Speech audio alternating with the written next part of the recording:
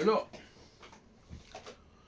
je reviens sur un point que j'ai peut-être probablement déjà abordé de manière ou d'autre, à savoir la question de l'anglais comme langue mondiale. Personnellement, je n'ai rien contre cette situation dès lors que l'on reconnaît les relations que l'anglais entretient avec le français. Parce que d'une certaine manière, qu'on le veuille ou non, apprendre l'anglais, c'est apprendre le français. En tout cas, c'est la thèse que je soutiens. Vu l'ampleur des emprunts de l'anglais au français, vu l'ampleur des calques du français sur l'anglais, etc., une fois qu'on a appris l'anglais, il est bien facile de passer au français.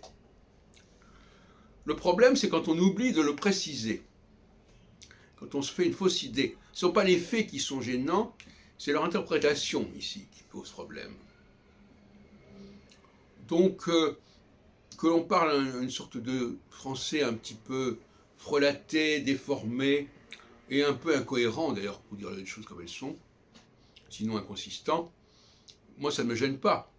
C'est un français d'usage, on peut dire, un français pratique. À mon avis, cependant, à l'avenir, au cours du XXIe siècle, les choses devraient évoluer parce que nous serons de plus en plus exigeants au niveau de la cohérence des outils que nous utilisons.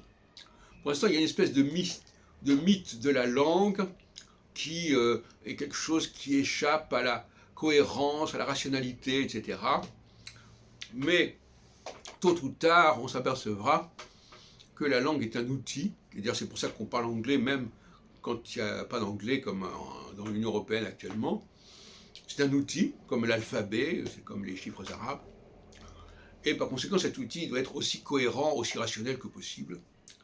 Et par conséquent, tôt ou tard, on évoluera vers une sorte de synthèse, si on peut dire, entre l'anglais et le français, dans